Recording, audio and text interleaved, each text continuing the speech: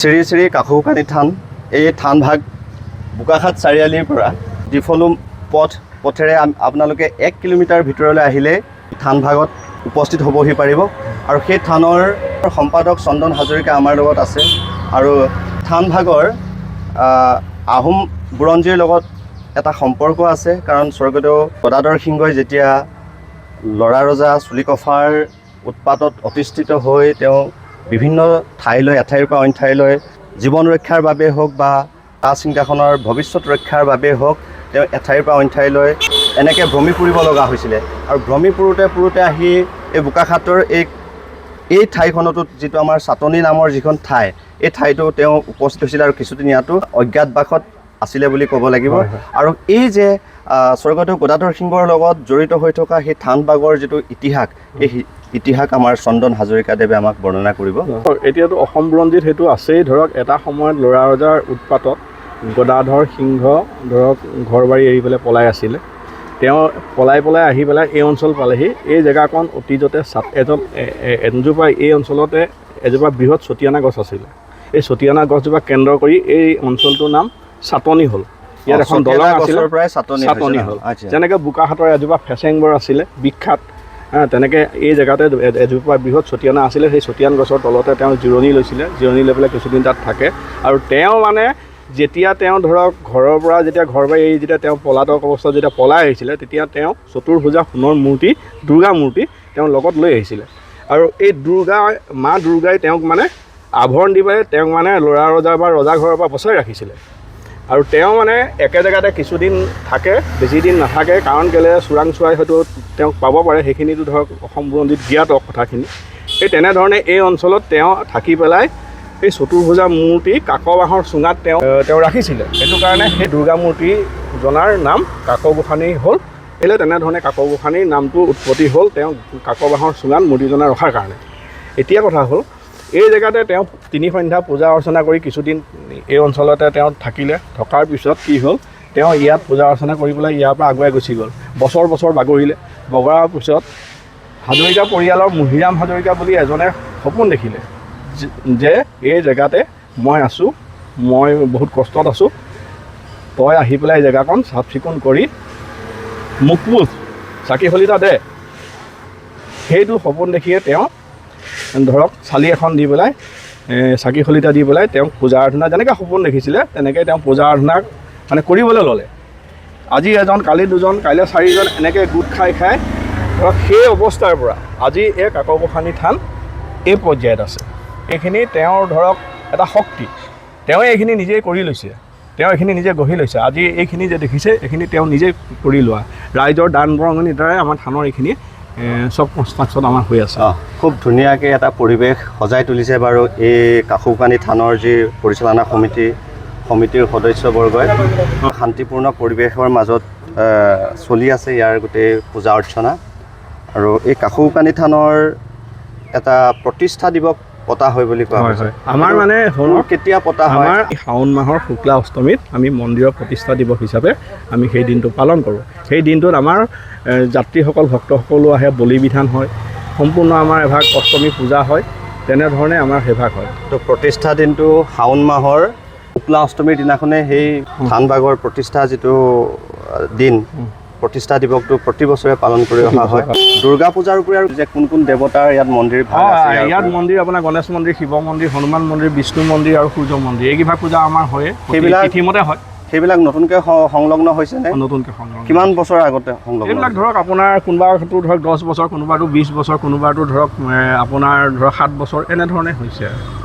এই কাকৌখানী থানৰ এক ইতিহাস আছে আৰু এই ইতিহাসটোৰ লগত স্বৰ্গদেউ গদাধৰ সিংহৰ নাম জড়িত হৈ আছে। আৰু সেই কাকৌখানী থানৰ সন্মুখতে আছে এখন শাল আৰু সেই শালখন হৈছে বৰবলি শাল। ইয়াতে মহ বলি দিয়া হয় আৰু মহ বলি কেনেকৈ কেতিয়া প্ৰদান কৰা হয় সেইখিনি কথা আমাৰ সভাপতি আৰু সম্পাদকদ্বয়ে বুজাই ক'ব। হয় দাদা কওকচোন, মহ বলিৰ দৰে এটা বৰ বলি যাক কোৱা হয়নে বাৰু?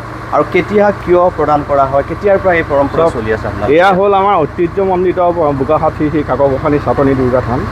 অসমৰ বিভিন্ন প্ৰান্তৰ পৰা আমাৰ থানত ভক্তসকল আহে মাৰ আশীষ বিচাৰি। আৰু যেনেধৰণে মানুহে ভাৱ কৰে তেনেধৰণে মানুহে ধৰক ইয়াত মানে কি তেখেতসকলৰ মনোকামনা মানে পূৰ্ণ হয়। আৰু মা ভগৱতীয়ে তেখেতসকলক আশীষ প্ৰদান কৰে আৰু এটা বিশেষ উদ্দেশ্য লৈ পেলাই ডাঙৰ এটা ধৰক মহান উদ্দেশ্য লৈ পেলাই তেখেতসকলে আমাৰ ইয়াত সেইভাগ আগ কৰে মানে আমাৰ ধৰক এটা সংকল্প লয় যে এইভাগ মই তোমাৰ চৰণত দিম মোৰ এনেকুৱা বিপদ হৈছে সেই বিপদ যেতিয়া ভগৱতীয়ে সেই বিপদ ধৰক দূৰ কৰে তাৰপিছত আহি পেলাই তেওঁ ভগৱতীৰ ওচৰত এইভাগ প্ৰদান কৰে আৰু এইভাগ আমাৰ এতিয়া শাৰদীয় দুৰ্গা পূজাত হ'ব আৰু আমাৰ ধৰক চ'ত মাহত যে বাসন্তী পূজা হয় বাসন্তী পূজাত হ'ব এই প্ৰতিষ্ঠা এনেকৈ ধৰক আমাৰ মানে ধৰক বিশেষ পূজাতে হয় এনেই আমাৰ সদায় নহয় হয় তাৰমানে ইয়াত বিশেষত 3টাকৈ উৎসৱ পালন কৰা হয় তাৰ ভিতৰতে বাসন্তী পূজা দুৰ্গা পূজা আৰু কালী পূজা ইয়াৰ উপৰিও প্ৰতিষ্ঠা দিৱসতো বলি প্ৰদান কৰা হয় নেকি হয় এই চাৰিটা লক্ষী পূজা 5টা হয়নে বাৰু এই 5টাকৈ উৎসৱ ইয়াতে মানে পালন কৰি আহিছে তেওঁলোকে পূৰ্বৰে পৰা আৰু তাৰ ভিতৰত গোটেইকেইটা পৰ্বতে যিটো বৰ বলি দিয়া হয় নেকি আমাৰ ভগৱতী থান কেন্দ্ৰ কৰি পেলাই আমাৰ ইয়াত গণেশ দেৱতা মন্দিৰ আছে আমাৰ শিৱ দেৱতা মন্দিৰ আছে আমাৰ চণ্ডী মন্দিৰ আছে কালী মন্দিৰ আছে তাৰপিছত আমাৰ হনুমান মন্দিৰ আছে বিষ্ণু মন্দিৰ আছে সূৰ্য মন্দিৰ আছে আমাৰ চব মন্দিৰ আছে কিন্তু বিশেষকৈ আমাৰ ভগৱতী স্থানত যিকেইভাগ আমাৰ ধৰক বছৰীয়া পূজা হয় সেই পূজাকেইভাগৰ ভিতৰত আপোনাৰ বৰ বলি হয় আপোনাৰ ধৰক শাৰদীয় দুৰ্গা পূজাত আৰু মন্দিৰ আমি শাওণ মাহৰ শুক্লা অষ্টমীত আমাৰ ধৰক মন্দিৰ বিভাগৰ আমাৰ ধৰক প্ৰতিষ্ঠা পূজা হয় আৰু চ'ত মাহত বাসন্তী পূজা হয় এই 3ভাগ পূজাতে আমাৰ বৰ বলি দিয়া বৰ বলি আৰু বৰ বলিৰ উপৰিও আৰু অন্যান্য হাঁহ পাৰ সেইবিলাক ছাগলী বলিও হয় গতিকে এইফালে আৰু এখন আমি শাল দেখিছোঁ শালখনৰ ওচৰলৈ যাম আৰু এনেকৈ আমি এই শ্ৰী শ্ৰী কাষুকানী থানৰ ইতিহাসটো আপোনালোকৰ মাজলৈ লৈ যাম এইখনেই হৈছে অন্য এখন শাল বলিশাল ইয়াত বিশেষকৈ বৰ বলি দিয়া নহয় ইয়াতে ছাগলী হাঁহ পাৰ এইবিলাকৰ বলি দিয়া হয়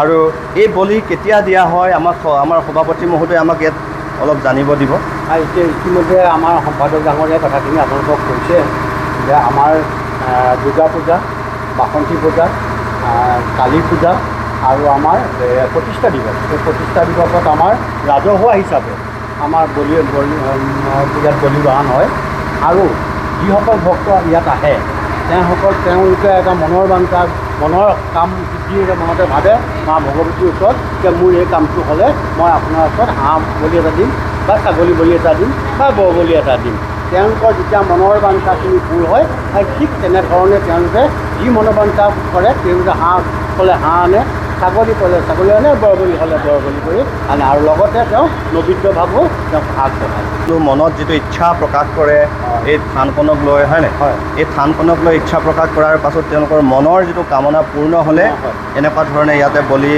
লৈ আহে তেওঁলোকে প্ৰসাদ হিচাপে ইয়াত দান কৰে আৰু ভগৱতীক উৎসৰ্গা কৰে আৰু এতিয়া আমি ভগৱতীৰ যিটো মূৰ্তি আছে মূৰ্তিভাগৰ ওচৰলৈ যাম আমাৰ ইয়াত মূৰ্তি নাই আমাৰ ইয়াত ঘট প্ৰতিষ্ঠা হয় এইভাগ আমাৰ চণ্ডী মন্দিৰ চণ্ডী পূজা হয় এই পূজাৰ বিশেষত্ব আৰু মানে কেতিয়া কি কৰা হয় অলপ কৈ যাম চণ্ডী পূজা মানে শুনক আপোনাৰ বলিৰ অধিকাৰী হ'ল চণ্ডী মা চণ্ডী তেওঁ হ'ল মানে উগ্ৰতাৰা বুলি তেওঁ উগ্ৰতাৰা তেখেতক কয় তেখেতেহে বলি মানে তেখেতৰ পূজাভাগ হৈহে আমি বলি উচৰ্গা কৰোঁ তেখেতক মানে বলিৰ কাৰণে আমি চণ্ডী পূজাভাগ কৰিবই লাগিব বলি দিয়াৰ পূৰ্বতে চণ্ডী পূজা নকৰাকৈ আমাৰ বলি বিধান এক ধৰণৰ অনুমতি আৰু অনুমতি মানে সেইটো এটা ধৰক পৰম মানে সেইটো এটা প্ৰথা মানে সেইটো নিয়ম মানে সেই নিয়ম যিটো পৰম্পৰা আপোনালোকে মানে বলিৰ যিটো কৰ্মখিনি কৰিব পাৰে পূজাৰ যিটো ক্ৰম যেনেধৰণে চলি আহিছে তেনেধৰণে আমি সেইটো ৰাখি আছোঁ আৰু তেনেধৰণে হৈ আছে এয়া আমাৰ কালী থান এয়া আমাৰ কালী ইয়াত প্ৰতিষ্ঠা হৈ আছে আসন প্ৰতিষ্ঠা হৈ আছে ইয়াত আমাৰ কালী পূজা হয় দুৰ্গা পূজাৰ পিছত আমাৰ কাতি মাহত যি আমাৰ ধৰক হয় মানে কি কালী পূজা তেতিয়া আমাৰ মানে কি ৰাজহুৱা হিচাপে আমাৰ ইয়াত কালী পূজা পতা হয় আৰু বিশেষ সেৱকীয়ে বা ভক্ত কোনোবাই যদি ধৰক আশা কৰে যে মই ইয়াত এভাগ পূজা দিওঁ তেনেকৈও আমাৰ কালী পূজা আমাৰ ইয়াত আমি দিব পাৰোঁ বা তেনেকৈ আমাৰ দিয়া হৈছে বা দিয়া হয় আমাৰ ইয়াত 3 সন্ধ্যা পূজা হয় ৰাতিপুৱা এভাগ হয় পূজাভাগ শেষ হোৱাৰ লগে লগে দবা বাজে এতিয়া দুপৰীয়া ধৰক শৰাই সঁফুৰা ভক্তসকলে আনে তেতিয়া ধৰক দুপৰীয়া সময়ত ভগৱতী পূজাভাগ হয় পূজা শেষ হোৱাৰ পিছত আমাৰ বাদ্য বাজে আকৌ সন্ধিয়া আমাৰ আকৌ এভাগ পূজা হয় পূজা শেষ হোৱাৰ পিছত আকৌ আমাৰ যেনেকৈ নামঘৰত যেনেকৈ সন্ধিয়া বাজে আমাৰ ইয়াতো বাজে তেনেকৈ এই দবাটোত 3 টাইমকৈ ইয়াতে বজোৱা হয় ৰাতিপুৱা যেতিয়া পূজা অৰ্পণ কৰা হয় আৰু সেই সময়ত এবাৰ দবা বাজিব দুপৰীয়া ভাগত এবাৰ দবা বাজিব তাত 3বাৰ পূজা হয়। আগবঢ়োৱা হয় আৰু তিনিবাৰে এই দবাটো ভালে কোবোৱা হয়। আৰু এইফালে আছে এয়া হ'ল আমাৰ সিংহাসন প্ৰতিষ্ঠা হৈ আছে আগলৈ। এই জেগাতে গদাধৰ সিংহই চতুৰ্ভুজা কাকল গোসানী মূৰ্তি ৰাখি তেওঁ তিনি সন্ধ্যা ইয়াত পূজা কৰিছিলে। এই জেগাতে তেওঁ স্থিতি হৈ আছে। মানে তেতিয়াৰ পৰা আমি এই জেগাকণতে আমি পূজা অৰ্চনা তেওঁক আমি কৰি থাকোঁ। এয়া হ'ল আমাৰ মূল মন্দিৰৰ সিংহাসন। কাকৌকানীৰ যিটো থান, এই থানখনত কিন্তু যিটো গদাধৰ সিংহই কাকৌ চুঙাত যি মূৰ্তি লৈ আহিছিলে এই মূৰ্তিভাগ ইয়াত নাই। ইয়াত ৰাখি পূজা কৰা তেওঁ হৈছিলে। কিছুদিন ৰাখি পূজা কৰিছিলে। পূজা যেতিয়া কৰি পেলাই তেওঁ যেতিয়া ধৰক জাগৃত হৈ আছিলে সেই সময়ত, তেতিয়া ধৰক তেওঁ পূজা কৰাৰ সময়ৰ পৰাই এই জেগাকণত এটা তেওঁৰ শক্তি ইয়াত থাকি গ'ল। আৰু তেওঁ যেতিয়া পূজা সেৱা ইয়াত কৰিছিলে, পূজা সেৱা তেওঁ কৰোঁতেনে ওচৰ চুবুৰীয়াত দুই এজন মানুহ আহি পেলাই তেওঁ পূজাতে অংশগ্ৰহণ কৰিছিলে। তেওঁ লগপাত হিচাপে দুই এজনো আছিলে, মানে কি কথিত আৰু তেনেকৈ ধৰক তেনেধৰণে তেওঁ ইয়াত পূজা অৰ্চনা কিছুদিন কৰি পেলাই ইয়াৰ পৰা মূৰ্তিজনা তেওঁ আগুৱাই লৈ গুচি গ'ল। ইয়াৰ পৰা তেনেকৈ মূৰ্তি লৈ গ'ল, নি মেলি এই মূৰ্তি বৰ্তমান বোকাখাত কাজিৰঙাৰ অঞ্চলত যিটো কাকৌকানী থান আছে এই থানত প্ৰতিষ্ঠিত হৈ আছে বুলি জানিব পৰা যায়। চন্দন হাজৰিকাদেৱে সেইখিনি কথা বৰ্ণনা কৰিলে আমাক অলপ যিটো ধাৰণা কাকৌকানী থানৰ সম্পৰ্কে যি ধাৰণা সেই ধাৰণা স্পষ্ট হোৱাত সহায় কৰি দিলে। গতিকে আমি চন্দন হাজৰিকাদেৱক বিদায় দিছোঁ। ধন্যবাদ। Thank you. ধন্যবাদ। এয়া আছিলে বোকাখাত চাটনিত অৱস্থিত কাকৌকানী থান। আৰু কাকৌকানী থানৰ যি ইতিহাস গদাধৰ সিংহৰ পৰা ধৰি সময় বাগৰি আহি এই পৰ্যায়ে পাইছেহি যদিও এই কাকৌকানী থানত বৰ্তমানেও বিভিন্ন অঞ্চলৰ পৰা অসমৰ বিভিন্ন ঠাইৰ পৰা ভক্ত আহে।